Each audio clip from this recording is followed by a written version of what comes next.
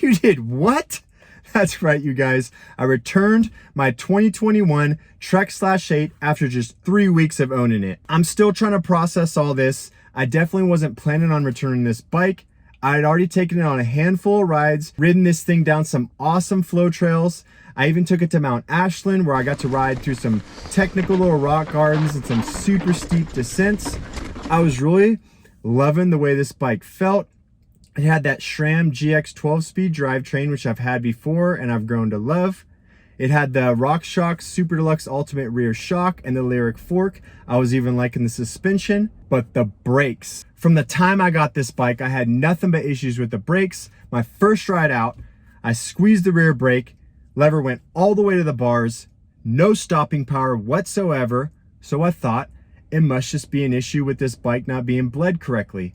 It comes from the shop. I know it's probably been in a shipping container forever, and I was actually at the bike shop when this thing was first getting assembled, and that's one of the reasons I kind of sporadically chose to buy this bike. I was waiting on the Trek/9.7, and they got the Trek/8 in that day, and I decided, you know what?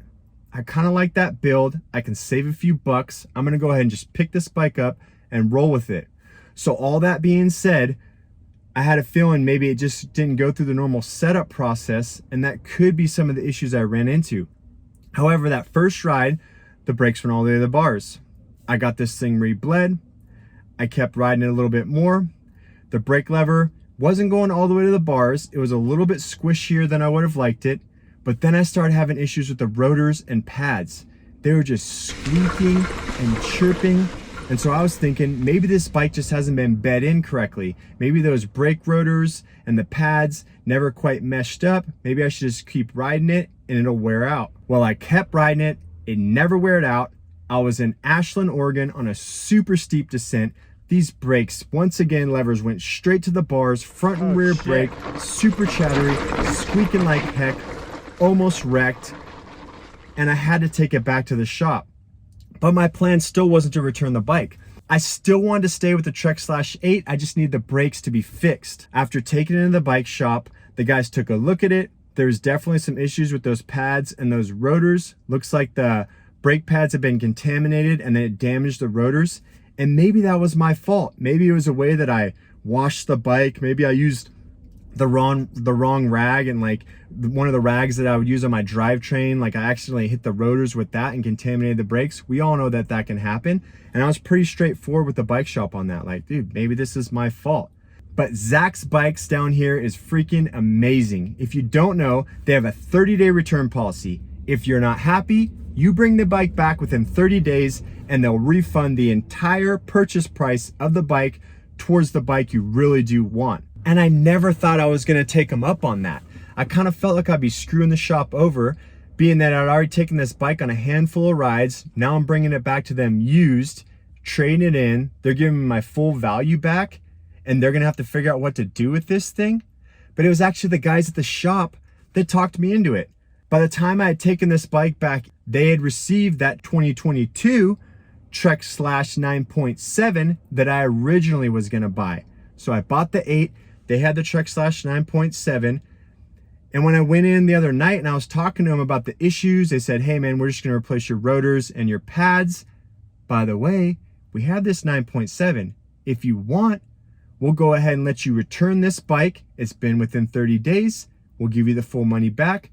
Going towards that 9.7, you just pay the small difference in price between those two. I'll throw the difference right there, the Trek/8 price, Trek/9.7 price. And once again, I told those guys, I was like, you know what? That was never my intent. I feel like I'd be screwing you over. But the guys at Zach's Bikes, staying true to their word, said, no, that's the policy. It's not a problem. It's not gonna be an issue. It's not about us. It's about the customer being happy. You want the 9.7, it's yours. So here we go. We're heading over to Zach's Bikes. I'm gonna show you this awesome Trek/9.7. And at the end of this video, I'll go ahead and link a full breakdown where I'm gonna go over in detail a bike check on this Trek/9.7 2022 model. Awesome carbon blue. You gotta see this thing in the sunlight.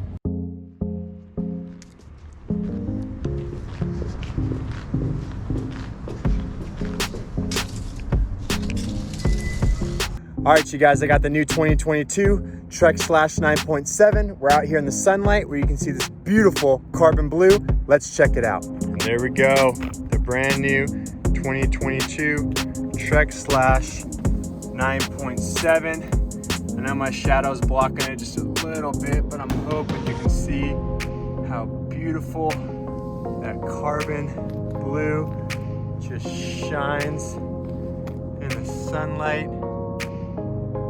Freaking awesome. Fully carbon frame. This is just a Trek Slash 9.7, so it's still got the alloy wheels, alloy bars. It's got 160 mil travel in the rear, 170 up front, same as the rest of the Slashes within these last couple years. It's got the SLX cranks on it. You can see right there, SLX drivetrain, but it's got the XT derailleur, so kind of a mix-up of parts on the drivetrain. We got the Fox Float X2 rear shock right there, rebound knob. It's got the climb switch on the other side.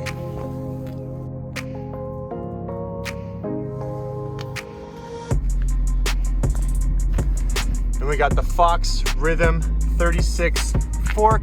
Let me get out of the sun right there so you can see that thing. And I got some chrome decals coming for that to match that chrome Trek logo right there. For the brakes, we got the Shimano brakes right here. So those are the 4-piston Shimano brakes. Hopefully those things will do me a little bit better than the SRAM ones I had before. We got the SLX shifter up here that, once again, like I said, goes back to that XT derailleur in the back. I'll be giving you guys a full breakdown of this bike in a more detailed bike check. We're also going to be having some short-term, long-term review videos and some awesome shred and ride videos on this bike.